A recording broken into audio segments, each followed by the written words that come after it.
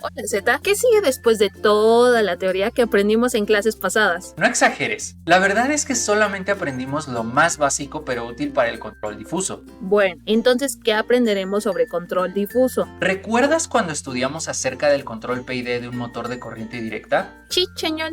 Pues en esas clases aprendimos que podemos controlarlo calculando su error. Este se define como la diferencia entre el valor deseado y el valor medido. Lógicamente ambos son de la variable que queremos controlar. Este error se procesa con funciones matemáticas que al ser sumadas generan una señal de control que modifica el comportamiento del sistema hasta que el error converge. Sí, recuerdo eso. Entonces el control difuso hace lo mismo, ¿no? Solo que aún no sabemos cuáles son esas funciones matemáticas que generan una señal de control. Exactamente, es una caja negra que armaremos en esta clase conforme razonemos el problema. A ver, explícanos cómo están las zanahorias. Lo primero que debemos hacer en cualquier sistema que vamos a controlar es preprocesar las variables que estamos leyendo. Puede darse el caso que queremos controlar la velocidad de un motor, por lo que sus valores medidos deberían tener el menor ruido posible y ser el argumento de aquella función que calcule el error numérico. El siguiente paso es la fusificación, es decir, tenemos que convertir todo lo que queramos controlar en variables lingüísticas, por dicho, en algo que los seres humanos podamos comprender. Esto nos permitirá establecer un sistema de reglas que simplemente son condiciones if-else que permiten definir qué pasará si una o más variables lingüísticas tienen cierto comportamiento. Estas reglas deben procesarse a través de un sistema de inferencia para combinarlas y generar una nueva función de membresía que indicaría cuál debería ser el comportamiento de la señal de control de acuerdo a las reglas que se activaron. Y a partir de esta nueva función se realiza un proceso de defusificación, el cual calcula el valor de la señal de control a partir de la función de membresía generada en el paso anterior. ¿Qué te parece si controlamos un motor de corriente directa con este sistema y tú nos ayudas con los dos primeros pasos? Luego resolveremos los últimos tres en conjunto. No se ve tan complicado. Creo que sé qué podemos hacer. Para el primer paso, ya conocemos el modelo dinámico y las variables involucradas en un motor de corriente directa. Incluso ya conocemos su modelo en espacio de estados. Esto permite preprocesar las variables medidas a través de una función de error que establecimos en clases anteriores. Su definición matemática es la diferencia entre el comportamiento deseado y el comportamiento medido. Solo que no olvides respetar el orden en que se restan los elementos, ya que esto se relaciona con el análisis de estabilidad que hemos estudiado en clases previas. Muy bien, ¿qué debemos hacer con esta función de error? Pues esta función se debe fusificar, ya que a partir de los valores en sus funciones de membresía se generará una señal de control, pero como tenemos tres variables de error, solo fusificaremos aquellas que sí podamos medir o que sean necesarias para controlar al sistema. Recuerda que en la vida real, la corriente del devanado no la podemos medir tan fácilmente, por lo que no fusificaremos su variable de error, pero el error de la velocidad angular de la flecha sí puede ser medido, y para fusificarla debemos establecer bajo qué valores el error es completamente negativo, 0 y completamente positivo. No hay una regla que defina cuáles son los valores que deban ser usados, por lo que es necesario que analices tu problema y pruebes cuáles son los mejores que se ajustan a él. Lo que sí es importante considerar es que estas funciones actuarán incluso cuando los valores de error sean infinitos, no están limitadas a trabajar dentro de un rango específico. Para propósitos demostrativos, el error será negativo cuando sus valores sean menores o iguales a -1. Lógicamente, el error 0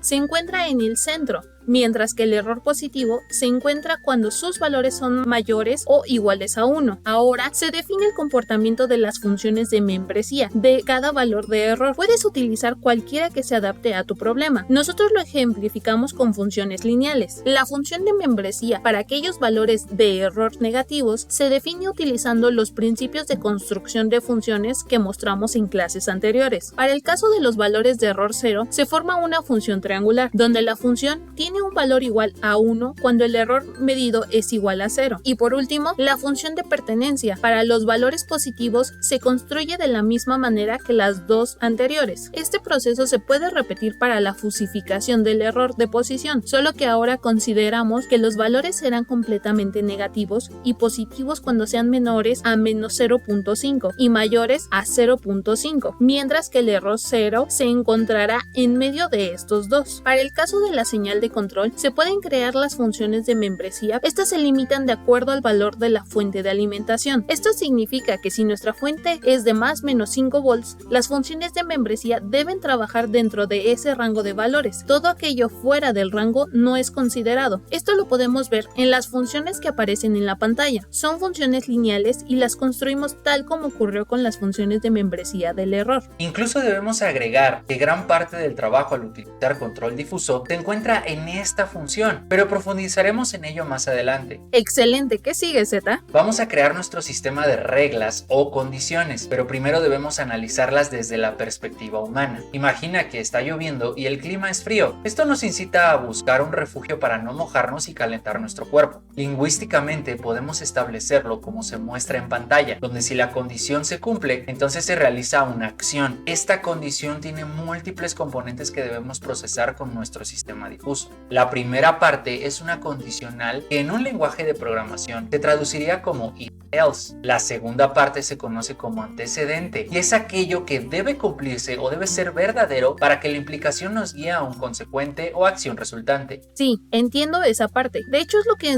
mencionábamos en clases anteriores, ¿no? Que la lógica difusa no es más que una serie de condiciones if else. Exactamente, pero estas condiciones o sistema de reglas se crean a partir de las funciones de pertenencia que estableciste en el punto anterior. Oh, a ver. No es una tarea fácil ya que debemos estudiar caso por caso. Todo depende del análisis que hayamos hecho a nuestro problema. La primera regla es: You do not talk about Fight Club. Jejejeje. Hablando en serio, considerando la definición del error, la primera regla es que si el valor de error de velocidad medido pertenece al conjunto de valores negativos y el valor de error de posición también pertenece al conjunto de valores negativos, entonces se activa una señal de control negativa, lo que cambia el sentido de giro del motor. Esto se interpretaría como que el motor está girando en sentido positivo, pero alejándose de la posición deseada, por lo que debemos cambiar el sentido de giro para acercar el error a la región del cero. La siguiente regla se puede establecer considerando que si el valor de error de velocidad es negativo y el error de posición pertenece al conjunto de ceros, entonces se activa una señal de control cero para mantener el giro. Una posible interpretación es que el motor está deteniéndose, por lo que debemos mantener este movimiento para que el error se acerque a cero lentamente. Nuestra tercera regla se define con la condición de que si el valor de error de velocidad es negativo y el error de posición es positivo, entonces se activa una señal de control positiva para cambiar el sentido de giro y acercarla a cero. Lo que podría estar ocurriendo en esta condición es que el motor está deteniéndose, pero en sentido contrario a la posición deseada, por lo que cambiaremos el sentido de giro. A partir de la cuarta regla, ya no consideramos al valor de error de velocidad negativo, sino al valor central y creamos todas sus condiciones posibles. Esto lo podemos repetir para cada una de las posibles combinaciones de reglas que el sistema podría tener. En nuestro caso solamente establecimos 9 para ejemplificar el problema, pero la realidad es que pueden haber tantas como el sistema lo demande. Uy, y creo que te faltaron algunos casos como por ejemplo cuando se intersectan las funciones. Claro, se pueden considerar. Todo depende de qué tan complejo o sencillo queramos nuestro sistema, pero ten en cuenta que más reglas no necesariamente significa mayor eficiencia. Al final todo depende del análisis del problema. Además, toma en consideración que ninguna tiene la condición else, más bien todas son ifs separados con disyunciones, también conocidas como operadores lógicos OR. Perfecto, esto significa que si una de las condiciones no se activa, pasará a la siguiente. Creo que esto nos servirá más adelante. Ahora, ¿qué sigue? Tenemos que crear nuestro sistema de inferencia, es decir, traducir nuestro sistema de reglas a un lenguaje que pueda ser interpretado por una computadora. Pero si la computadora solo interpreta números, ¿cómo traducimos estas reglas a números? Eso es muy fácil. Recuerda que nuestra interpretación lingüística o humana está estructurada tal como lo ves en pantalla. La computadora no interpreta todo al mismo tiempo, sino cada uno de los elementos individualmente y de forma secuencial. Lo primero que interpreta es la condición, pero esto se hace con if else. Lo segundo es el antecedente, que es una operación booleana AND o conjunción que, tal como lo vimos en clases anteriores, matemáticamente se define como la intersección entre dos conjuntos de datos. Y para la lógica difusa, La intersección entre dos funciones de pertenencia es el valor mínimo entre ambas, el cual debe ser mayor a 0 para considerar que la regla se debe activar. Ah, ya entiendo. Entonces, nuestras reglas deben traducirse a la computadora como que si el valor mínimo entre dos funciones de pertenencia es mayor a 0, entonces se activa la señal de control. Exactamente. Ya tradujimos el antecedente a un lenguaje que la computadora puede entender. Ahora podemos pasar a la implicación, la cual permite conectar el antecedente con el consecuente. Pero en el caso de la lógica difusa, esta conexión no solo activa la señal de control, sino que la acota de acuerdo al valor obtenido en el antecedente. ¿Cómo que la acota? Mira, considera que estamos estudiando esta regla. Al medir las salidas del sistema, calculamos el valor de error y lo sustituimos en ambas funciones de pertenencia. Esto nos indica que la pertenencia es 0.1 para la función negativa y 0.9 para la función central. Al operarlas calculando el valor mínimo de ambas, encontramos el resultado de nuestro antecedente, el cual es 0.1, y esto significa que la regla se puede activar, pero no lo hace por completo, sino que el resultado del antecedente delimita la amplitud de su activación. Esto permite que la pertenencia de la señal de control disminuya conforme el error lo haga. Así la magnitud de la señal también disminuirá. Matemáticamente se interpreta como el cálculo del valor mínimo entre el resultado obtenido del antecedente y los valores de la función de pertenencia que se activó. Recuerda, solamente se considera al valor obtenido en el antecedente, no a su función completa. Ah, ya. Entonces, la implicación relaciona al consecuente con el antecedente, y esa relación se da al delimitar la función de pertenencia del consecuente con el valor del antecedente. ¿Y qué pasa después? Lo siguiente sería procesar la función de pertenencia resultante, pero ten en cuenta que dos o más reglas pueden activarse al mismo tiempo. Entonces debemos indicarle a la máquina qué debe hacer en este caso. Imagina que dos reglas se activaron al mismo tiempo. Ya sabemos cómo operar el antecedente y la implicación individualmente, pero ahora debemos juntar los resultados de los consecuentes. Como puedes observar en nuestras operaciones, las reglas tienen un operador OR, también conocido como disyunción, y en clases pasadas aprendimos que la disyunción en lógica difusa se interpreta como el cálculo del valor máximo entre dos o más elementos. Entonces debemos calcular los valores máximos de las funciones que se activaron. Solo no olvides que estas se encuentran acotadas por sus respectivas implicaciones. A ver, muéstranos un ejemplo. Vamos a considerar la regla que analizamos hace unos momentos. Además, incluiremos una segunda regla que activa una segunda función de pertenencia. El antecedente de esta regla se opera de la misma manera que la regla anterior. Lógicamente, los valores obtenidos son diferentes, pero al final la implicación también acota el comportamiento del consecuente que se activa. Ya entendí. Entonces, hasta este punto nuestro análisis requiere que establezcamos las reglas, operemos los antecedentes, acotemos los consecuentes y los operemos para obtener una única función. ¿Y cuál sería el último paso? Si solo se hubiera activado una regla, podríamos haber calculado su valor máximo y obtenido la regla sin ninguna modificación